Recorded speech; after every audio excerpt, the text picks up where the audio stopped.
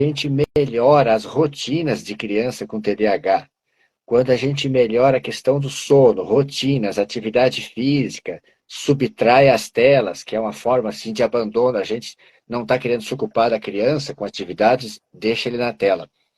Se essa criança, às vezes, não é o fato de que ela está sedentária, submetida a uma tela, submetida a uma alimentação inflamatória, e aí ela fica irritada por isso. Quando ela chega na escola, ela tem os pares, ela tem outras crianças. Aí ela quer correr, quer falar, quer brincar, e aí sobra dar o diagnóstico de hiperatividade.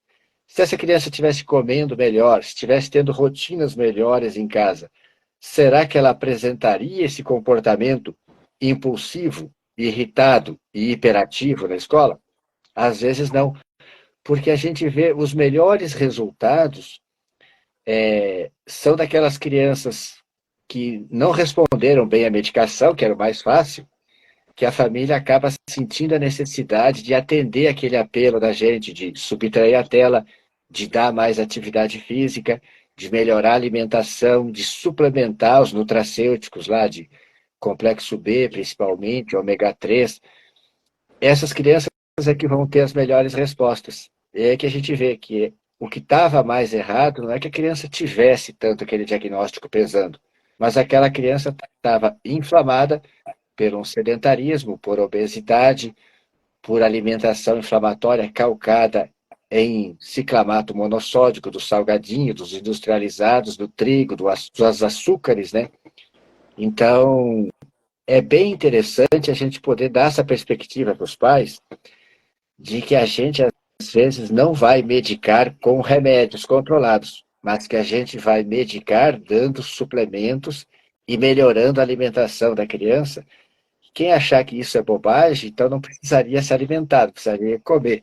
Tudo que a gente precisa para viver entra pela alimentação, exceto o oxigênio que está entrando pela respiração, né? Mas tudo que a gente precisa para viver entra pela alimentação. Então é extremamente necessário a gente melhorar esse aspecto. Para mim foi muito bom ter tido essa oportunidade de conhecer as coisas da medicina integrativa, que eu posso hoje depender muito menos de usar remédios controlados e de poder orientar muito mais as rotinas mais saudáveis e a alimentação melhor e a suplementação. Acaba acaba tendo mais itens para a gente orientar, a consulta fica mais trabalhosa, a família, às vezes, inicialmente começa a ter um pouco mais de despesa, que são várias suplementações, várias mudanças na alimentação, mas as respostas têm sido bem melhores. A gente tem São notado. novos hábitos, né? Novos hábitos. E Cadê teu chimarrão? o meu chimarrão eu já encerrei hoje. Se eu tomar essa hora, eu não vou conseguir dormir. Eu Ah, tento tomar mais cedo só. Mas eu não tenho chimarrão bonito desse jeito, não. O meu é muito ó. simples.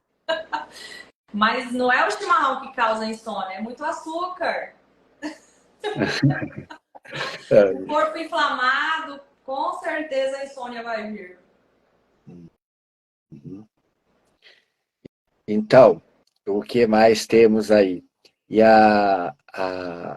para mim é uma incógnita, assim, o que que vocês fazem? Vocês conseguem ensinar outras técnicas de aprendizado para a criança encontrar o caminho de ter o aprendizado aí da matemática? A matemática, para mim, sempre foi muito fácil. Eu sempre Tu introduziu odiava. aí. Esse termo que tu introduziu, bater nele. Eu espero que o meu orientador, Dr. Edson Pereira Barbosa, ele esteja olhando aí, se não olhar mais tarde, ele olha. Ah, O termo que tu usou, assim, para mim, a matemática sempre foi mais fácil para ti e para quem tem dificuldade. Então, usar esse termo simples, fácil, ele é complexo.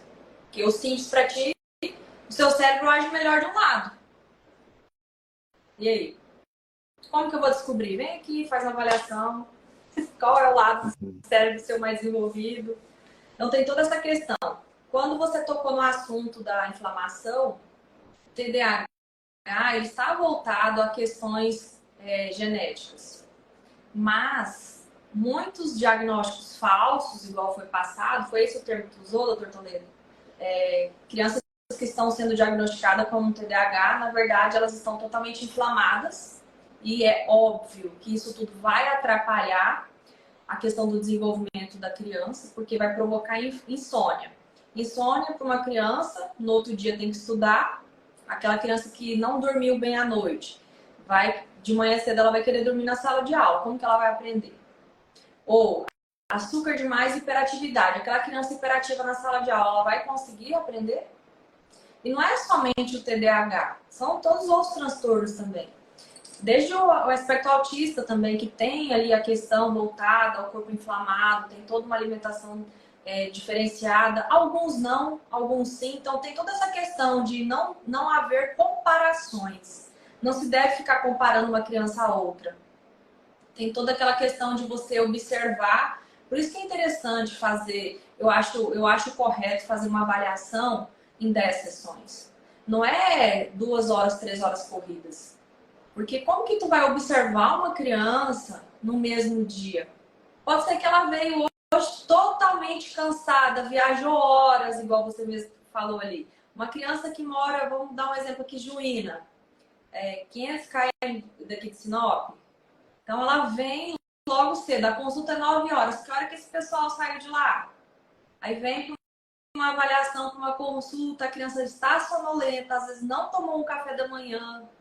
Aí ela vai passar pelaquela sessão de avaliação. Às vezes ela não teve vínculo com a pessoa que o está avaliando, o terapeuta que o está avaliando, porque outra que eu bato firme em cima. Se o paciente ele veio para uma avaliação, ele não criou vínculo com o terapeuta, para de avaliar. Não adianta, ele não vai mostrar ali a capacidade dele para você, ele vai dar um falso negativo para você. Se você não criar um vínculo, é óbvio que ele não vai querer fazer um teste bem feito. Ele não vai querer demonstrar uma atividade que ele já tem aquela habilidade ali adquirida. Então tem todo um viés ali por trás. Então a primeira sessão, ela é para criar vínculo. Crianças abaixo de 9 anos, a gente cria ali a EOCA, traz uma caixa, tem livros de historinhas, tem canetinha, tem lápis, tem carrinho, tem boneca, tem tesoura, massinha de modelar. Então a gente deixa a criança mostrar ali o que ela gosta. E aí a gente vai entrando com a questão do que é que a gente pode observar nessa criança. E assim em diante, a gente vai aplicando os testes. O que eu posso aplicar nessa criança? Durante a EOCA a gente observa se foi alguma coisa que ela não ouviu muito bem. Ela começa a conversar com a gente ou não conversar, então a gente já começa a observar. Será que ela tem alguma questão de audição? Será que é na fala? Tem muita coisa legal para a gente avaliar. E apenas uma sessão de 1 hora, 2 horas, 3 horas, eu não acho bacana diagnosticar uma criança. Não estou falando que nós diagnosticamos, mas a gente faz todo esse apanhado de todas as áreas da neuropsicopedagogia, que é uma área interdisciplinar maravilhosa. Imagina só quanta coisa a gente não teve que aprender. Então, assim, às vezes as pessoas olham, é só neuropsicopedagogia. Não é só a neuropsicopedagogia, olha o nome. Neuropsicopedagogia. É abrangente. Você falou aí de vínculo. Eu entendo que vocês precisam observar muito mais a criança, ver por onde vão poder fazer contato com essa criança. Eu quero lembrar assim aqui, enquanto médico, a gente com o paciente de psiquiatria, que são dos transtornos psicóticos, né? Que são os transtornos alienantes, e as crianças, a gente acaba fazendo muito pouco vínculo. A gente se angaria muito na entrevista da família e no relatório que vem da escola, das crianças, assim, diz muito para a gente, porque a gente tem pouco tempo naquela consulta de 1 hora e o retorno, a gente tem poucos artifícios também, a gente não usa essas coisas lúdicas dele jogar, dele brincar, para a gente observar. Então a gente acaba pegando muita história com os pais e aquilo que vem escrito no relatório diagnósticos. E quanto a vínculo, as famílias têm uma demanda com a gente que a gente precisa podar, é que às vezes o problema vem muito questão comportamental, de, entre aspas, mau comportamento na escola, ou com os pais, na família, e às vezes as mães têm aquela demanda assim, de dizer, doutor, fala para ele que ele não pode fazer isso, coisa, Não, Não, a autoridade para ele tem que ser a senhora. Agora eu vou ouvir vocês, tem a hora que nós vamos pedir para ele sair, eu vou orientar a senhora. Mas eu não vou dar chamada, dar ordens para ele, porque isso só vai prejudicar o meu vínculo com ele, para eu retirar alguma coisa da história. E os pais têm essa demanda interessante de querer, às vezes, que a gente, enquanto profissional, atue na educação, sendo autoridade para a criança. sabe Mas como é que eu não, chamo isso? não cabe.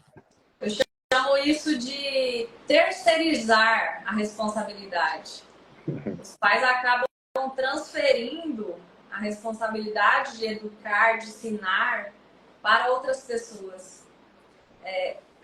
Cada caso que aparece, assim, eu já escutei de colegas de trabalho, inclusive não é da nossa cidade, mas assim, de pai no consultório pedir para ensinar a criança a ir no banheiro, de saber tomar um banho, né, de se higienizar, de levantar e falar assim, eu quero que ele escove os dentes. Então, assim, olha, não é essa a nossa função. A gente pode observar se a criança vai num teste, ali a gente já observa se a criança vai escovar o dente com a mão direita ou com a mão esquerda, mas não de, olha, vem cá que eu vou te ensinar a escovar os dentes. Essa questão de higiene é realmente casa, os pais não podem terceirizar esse trabalho. E muito do que está acontecendo hoje é isso, né? Pais infantilizados e crianças adultizadas. Criança que manda em casa e o pai diz sim, sim, senhora. Sim, senhor. A criança está mandando dentro de casa. Ou às vezes os pais não têm os bons hábitos, né? Como que vai se ter? Eu brinco que a gente foi muito iluminado. A gente tem só um gurizinho e o bicho é certinho demais. Não adianta a gente querer fazer nada fora do padrão, ele já, ele já reclama. Engraçado como é que pode isso, mas são personalidades diferentes. Mas assim, tem muito essa questão da rotina. Como ele se doutrinou, escovar os dentes, tomar banho, etc. Não tem como tu dizer para ele que não vai fazer agora. Tem que fazer. Mas, Impressionante. doutor,